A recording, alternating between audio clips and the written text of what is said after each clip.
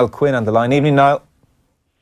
Hey guys, how you doing? Yeah, good. So thanks for taking the call. I know you're busy where you are and you've stepped out to take the call. Your reaction to the news, No, if you were in a decision of power, which you often have been in the past as a chairman, did you feel, looking in from the outside as I accept you are, did you feel that Martin and Roy's time had come to the end and the right decision has been made? No, I didn't feel it was going to happen. I thought they would just dust themselves down after a disastrous Nations League period and maybe go away for a few months and come back with some kind of different plan. But obviously, John Delaney has decided to go now. The discontent was there for everybody to see building over the last period of time. John has made that decision, and it surprised me, I have to say. I thought there was a lot of reasons why it wouldn't happen, and particularly perhaps the fees that the guys earned for their roles. But it's happened now, so it's always at this time, a few hours later, you kind of go, you know, the king is dead, long live the next king. So, you know, if we can pour as much cold water over the coals of their time together, Martin and Roy, but ultimately there was some good times, but I just feel the hope for the future and where it was all going was the big thing, the big balloon, the lead balloon that they ended up sinking on. And I, for one, over the last few matches in particular, just couldn't believe that I was seeing an Irish team that had no presence in the second half, in the furthest half of the field, or indeed the final third. It's a tactical thing I'm talking about here, but I just couldn't believe that our game didn't have some sort of plan that gave us attempts at goal. And when you see that, I think it was the final curtain, you know. Yeah. Who would you like to see take the job now, Niall? Well, I know a number of people who are interested, I would have thought so. Not that I spoke to anybody, I see people who are in the running, so I kind of know most of them. So I wouldn't like to lose a lot of friends here. But at the same time, what I'd like to see is a joined-up approach to the entire Irish elite football setup in the appointment. So in other words, that if somebody comes in, that he's there to help the under-17 team, the under-18 team, the under-19 team, the under-21 team, that we all play a type of football, and that leads to a way of playing with the senior team that becomes comfortable and easy as a transition for the type of players that got thrown in over the last 12 months, you know, who just didn't know how Martin and Roy played, all looked a little bit lost to them. A little bit disjointed. I'd love somebody to come in that could carry that mantle of being a coach of football in Ireland, not just the senior team. And you know, quite interestingly, I think that all points towards Stephen Kenny. I think he could do something like that. He could link everything up. There's a lot wrong in the, I suppose, if you look at the structure and our elite talent and how we emerge and how our players end up being footballers. You know, we could do an awful lot better, and I don't think we can just entirely blame the FAI. I think, you know, as we look at other sports, rugby, they bring in a system in the provinces, the academies they produce, and the young players getting the finest training in the world to come out then and try and push for places in top teams. We don't do that. We kind of see a good young player, he gets spotted by a scout, he goes off over to England very early, he comes back, and somewhere in the middle, our clubs, our League of Ireland clubs, are just, they're there. They're a value to when the player comes back, but they don't benefit or gain, or the league doesn't benefit or gain in this country from any good footballers. And that's a system that is doomed to get worse and worse. And until somebody comes in that can, A, join up the players in how they think and how they play and how they perform through academies, have those academies attached to clubs so that clubs own the players and the English clubs don't get them too cheaply, you have a better type of player, a more educated type of player, and you have value, and the clubs would receive the benefit from that, and the league could all kick on again. Now, I know it's very difficult with the Premier League just on your doorstep and everything that goes with it, but there's a lot wrong here, and Martin and Roy is a part of the act that gets all the headlines, but we need a far better in-depth look at our structures. Brian Kerr was on the show earlier. He says he does not have faith in John Delaney. He says he does not have faith in the FAI board. He says they have mismanaged football in this country over a number of years. John Delaney's been in the position he's in since 2005. He said there's no centre of excellence. He said there's no joined-up thinking. He talked about some of the points you've made. Too much money goes into the stadium. There's this obsession with becoming debt-free for 2020, when that could be kicked down the can very, very easily and relatively inexpensively, and money could be poured into the game. Things like, you know, the underage National League falls short because every second year players may have to go back to their clubs. You know, the emerging talent programme, all these things. In Kerr's opinion, it's been tokenistic and it's been poor. And as I said, he does not have faith in John Delaney or the FAI. What you're saying really amounts to something similar. I'm not putting words in your mouth, and I'm letting you in here. But why are we talking? Sure. Why are we talking about some of these, what would strike me as basics? 13 years after our CEO got the job. Yeah. But first of all, I worked in administration at the top level in the Premier League, and it's not as simple as people think. Sure. To, in his case, an organisation. To get his power there, he's politically been very strong. He has people supporting him in all ends, and he has an agenda to do things in Europe as well. And I get all that, I see it. But I think the one thing I would say is, and I would say this in front of John, there's no FAI great love for the League of Ireland, and that's the problem. I think he called it the problem child. Yes, he used the word problem. Yeah, the problem child. Yeah, that has to be your favourite child. That has to be the child you spoil rotten, and that's not happened. And I do think it's difficult for the FAI to do that. You've spoken about the finances, so how can they do it?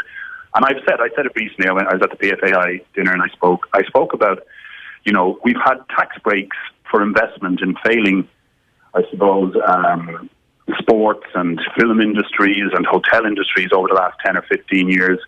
But, soccer in our country is the most participated sport. We have 470,000 people lining up at weekends. We have referees. It's an incredible amount when you consider the size of the country. But yet our government consistently ignores the challenge that is there for football to have a bigger place and a boost over what's happened to it in the last 20 years since all the players played with the top English clubs. They don't anymore. Our football has fallen down, but we still love the game on the island. Our government should look at bringing tax breaks because they brought them to the film industry. Okay, I don't see 470,000 people out making films every weekend. I think a very small amount of people benefited from that great tax break that they got. Horse racing, it was on its knees in the 80s, and the tax breaks came along, and it was unbelievable to see where the bloodstock industry is right now. The hotel industry, my God, look how many hotels we have built because of the tax breaks that were given to people building hotels. It's booming. Why can't they look at the League of Ireland and look at people who might invest from overseas, from funds, who would invest in each and every club, the amount of money needed to build their own academies, so the FAI don't have to be building them. The FAI just oversee them and mind them and guard it, and give clubs in Ireland a break that they haven't got since the Premier League started being popular. And I think it's not, pie in the sky stuff. I think there is so much benefit to be got. I know for a fact 2 groups of people would come in and buy a League of Ireland club and invest money in those systems if they were enticed to do it and there was a break. Very quickly we would have virtually every club, I believe, with an investment package that does all those things that Brian Kerr said. So can John Delaney do that? No, but I think our government can. Although 3 years ago you talked about a revamp of the league very publicly, and you talked about emerging countries around the world and their TV companies desperate for content, and talked about how cricket in the Caribbean was dead and people went in and they revamped it, and it seemed like, God, this is very exciting, and we don't hear this kind of talk about the league. Did anyone contact you? Yeah. Did John Delaney bring you in for a meeting? Did anything happen? No, that didn't happen. And but so you can see, that's why. And I'm kind of, yeah. So it fell away. I suppose the opportunity is there. If we had a marketing team that were, I suppose, internationally taking the product out around the world to sell, that would be one thing. But there are so many problems nearer to home for the League of Ireland clubs. It's very, very difficult to get the clubs themselves and the owners to think of that when literally day to day most of them are just trying to survive. So it's a big leap. It was fine talk from me to say we should do this. It's there. If the willpower was there. I mean, the ownership of the league, of course, is another situation, and that's moving again, I believe, to a kind of a 50-50 approach between the clubs and the FAI themselves. I think it's probably a step in the right direction. But can you imagine if we had the League of Ireland that had their own offices in Dublin with officers like the rugby people do, going around promoting the game internationally, literally, the league doing what the Premier League does, what all the big leagues do, their own independent voice, their own independent growth targets, their own investment, which I believe it could come from government. They could open up that channel, and then you would have a group looking after all of the clubs, not the FAI, a group that can do what other countries do and promote their leagues, to the best of their ability. And if we bring tax breaks in on top of that, that would be to me, a very viable route and something that we could all look forward to and forget about, the John Delaney's issues, the Martin and Roy's. We would have a system here that all our young players could be proud of. In a way, it all sounds very straightforward and simple and makes perfect sense, Niall. Why then do you think the FAI aren't implementing any of this? What is the roadblock within the FAI? Well, the FAI have a lot of things on their mind, and as you rightly say, the repayment of the stadium, the general emergence of the game around the country in the last sort of 15, 20 years, more clubs out in rural areas. But there's been a decent return in fairness to them. But I think, why has it not happened? I don't think anyone in government has been approached properly to make it happen. I saw a presidential election there recently. A great football man, won by a landslide. I would love his ticket to have been that he was going to bring to government a proposition that would make soccer stand up on its own 2 feet in this country, and we could introduce tax breaks, like I said, like the hotels, etc. But until somebody gets around and a group is called a steering group or whatever to look into that, then it's not going to happen. I would love to be part of a group. And I know, Andy Townsend rings me occasionally and says the same thing. We've got to try and do something. We'd be very happy to do it. But again, just to go back to you there, to sit in and kind of try and work your way up through the committee and the blazer feel that the FAI has, because they're cast in stone and how they're structured, that doesn't appeal. I think this needs to be a kind of an outer force almost that shows and points the good that can be achieved, and maybe get the FAI to back it as opposed to the FAI to run it. But, interestingly, the Genesis report, which is not yesterday or the day before, we're going back to 2002, that recommended the addition of 2 non-executive directors to be on the board and bring another perspective. That proposal was never adopted. For instance, it's a small thing, but you could have been one of those directors with that perspective, and that was never done. And here we are 16 years later. I'm a little bit confused. Do you think a good job is being done over the last 10, 15 years by the FAI, or not a good job? Have we been well served?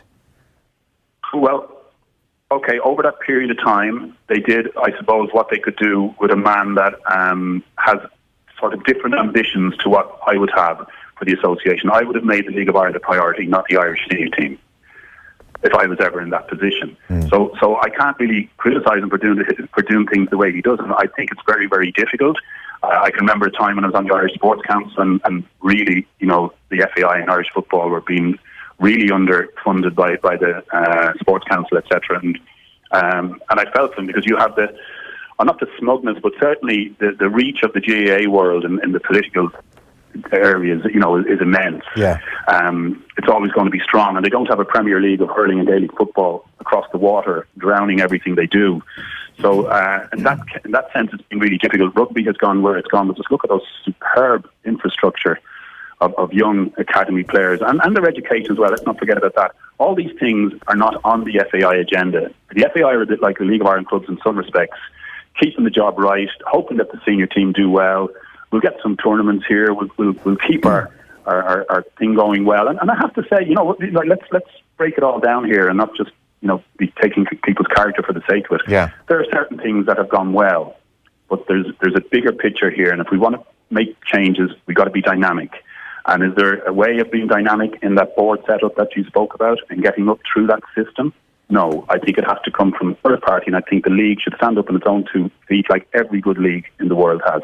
You have the FA in England, you have the Football League, you have the Premier League. Over here, we've got the FAI and a league that really needs to take an example of other sports and other leagues and be given the power and be released into I suppose, a platform with government assistance on tax breaks, that they could put really good people in charge, put a group together that are there for the League of Ireland. All our players would come through that system, and if nothing else, they would go to England as educated people with stronger character, with better football coaching. Think of all those coaches that are getting all their badges now here in Ireland. They're getting A licenses and pro licenses. What are we doing it for? To send them off abroad? Or are we going to do it to train kids in rural parishes? I think they should all be working in academies. I think our League of Ireland clubs, it should not be a dream that our League of Ireland clubs one day might have an academy. It should be this association and the government's absolute pride of place that a plan is put in place to make everything great, because it's only going to get worse and worse, lads, and we're going to be confused because of Martin O'Neill and Roy Keane's impact. We need better structures. Niall, just in relation to the job itself, and now you've overseen managers leaving and being appointed at clubs then now, when you were obviously at Sunderland as part of the board. What would the priority be for you then now if you were on the board of the FAI, given the fact is that it seems, outside of looking in, they've let them go with the sole purpose of having a quick impact ahead of 2020. Would that be the case with you, or would it be a longer term plan that you could almost say, well, look, if we qualify, we qualify, if we don't, we don't? What would you thinking be now?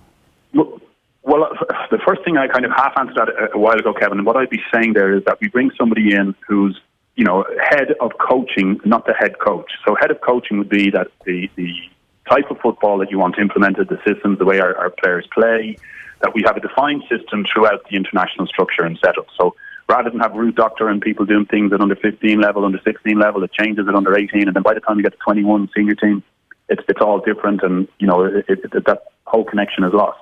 I'd be looking for somebody who can hold all that together, be as proud of what's happening at under 19 level as they are of their senior job, and that we all look in from afar or from close to say, yeah, there's something positive happening here where our players are never going to be betwixt and between. It's like, as you know, we've watched it for the last year.